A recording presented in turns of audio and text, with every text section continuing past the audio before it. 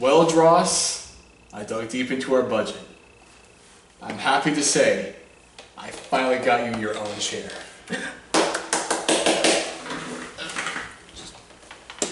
Here you go. That's yours. It's even broken to fit your personality. No.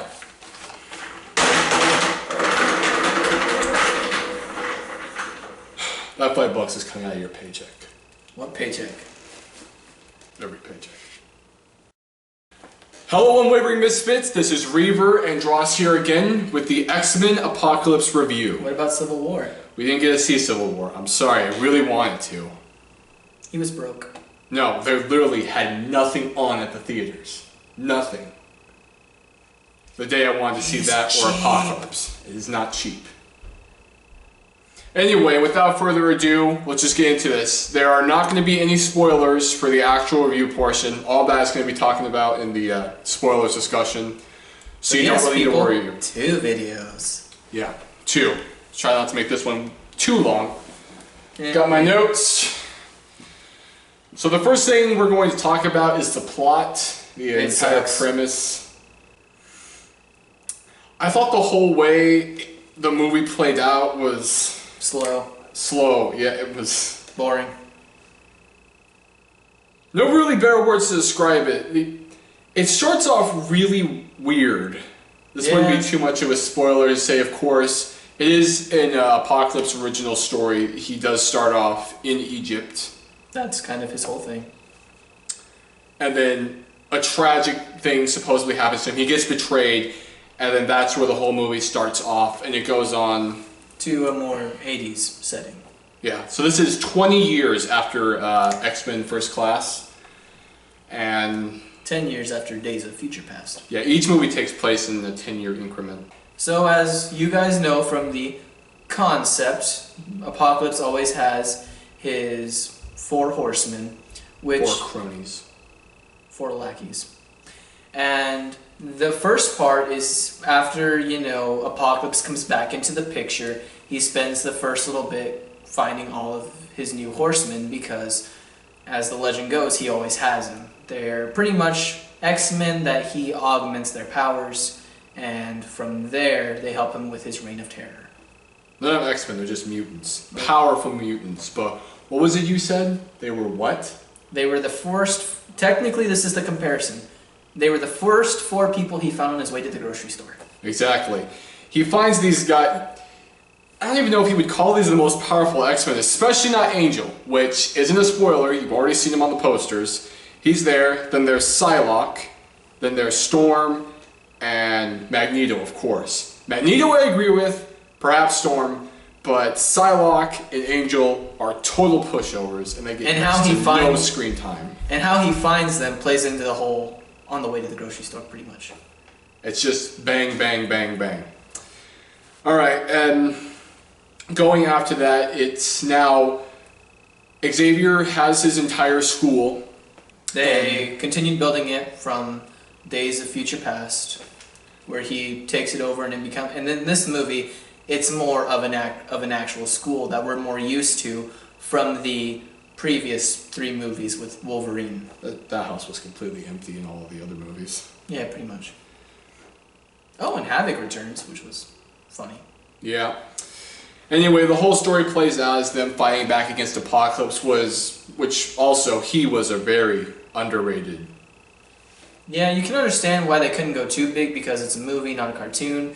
But really, he just was it's like he makes his allies stronger and then doesn't really do anything else.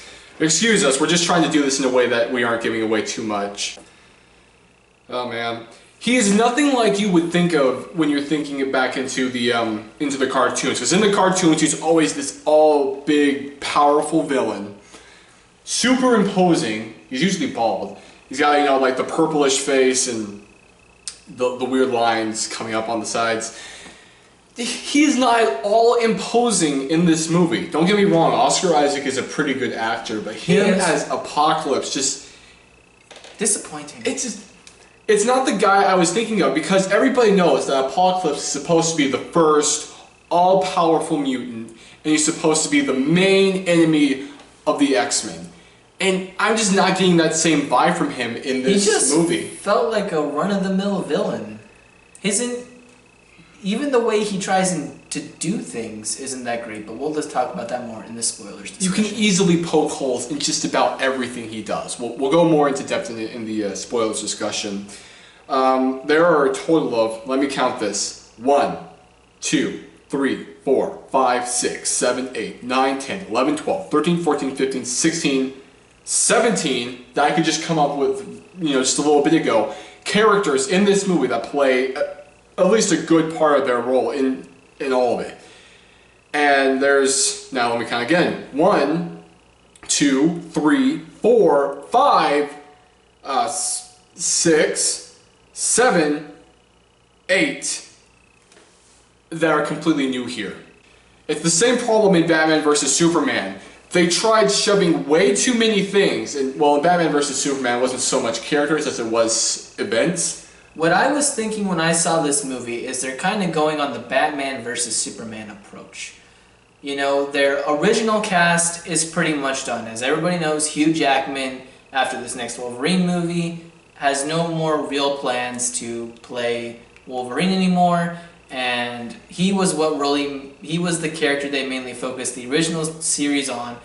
So he kind of made the X-Men. Yes, and so with that, the original cast is pretty much done, and this series right now was only meant to be a few movies. So what they were trying to do is they were doing the Batman vs. Superman approach, where they are trying to set up at least some of the rest of their timeline with this movie. They make allusions to the Phoenix, which I can say without spoiling too much. And they kind of are trying to set up it looks like they're trying to set up the New Mutants kind of thing. Mystique has basically turned into Logan. She's now like the new leader-ish type person. He does get like a small cameo in this movie. He really functions as a Deus Ex Machina. It's a cool Deus Ex Machina. No, yeah, don't get us wrong. But it is still a very stupid Deus Ex Machina. I love how Charles Xavier is supposed to be the leader. Well, he was never a combat leader, but he's supposed to be the leader of the mutants. And he just kind of takes a back seat. Yeah, he really doesn't play as huge of a role in this movie as he did in the first and second ones. He really plays, without spoiling too much, a damsel in distress during the later half of the movie. He's actually, if you think about it, not in this movie very much. He doesn't do a lot.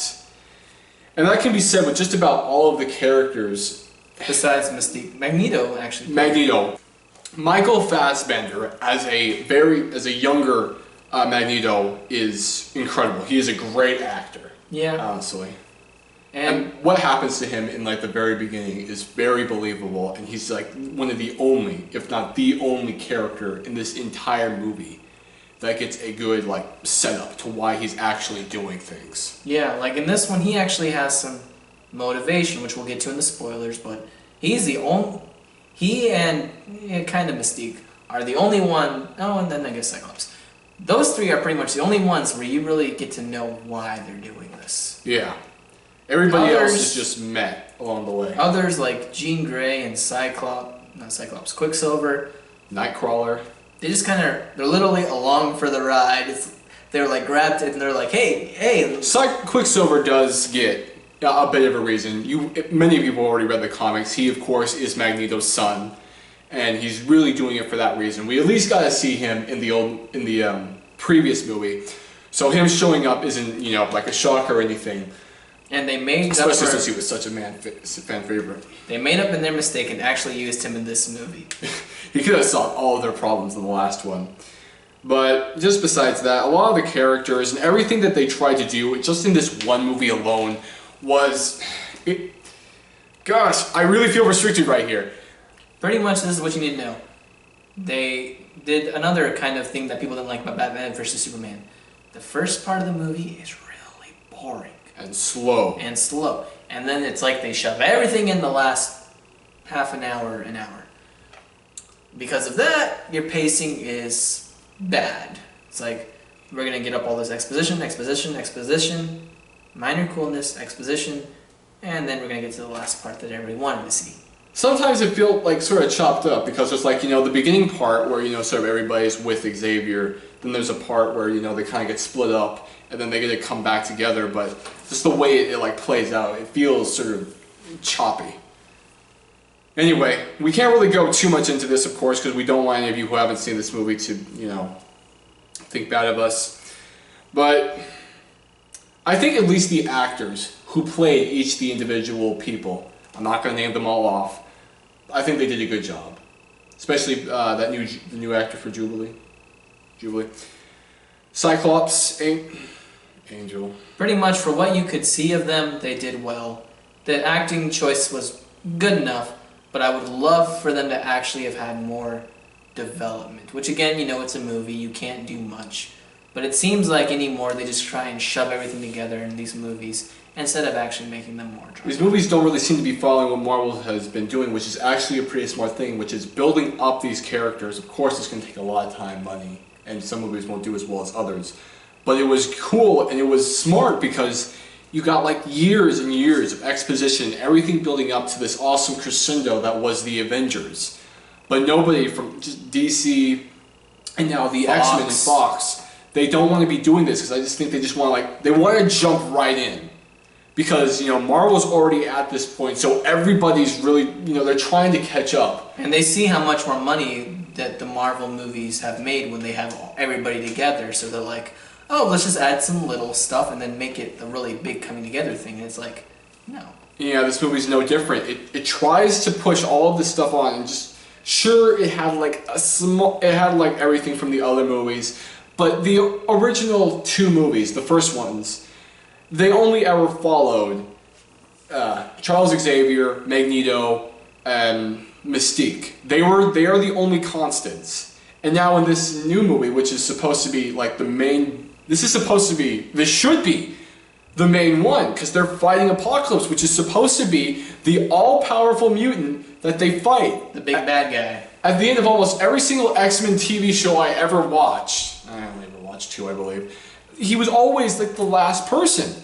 And now they tried to push in way too many people and set up like all the exposition for this, and it falls through the cracks.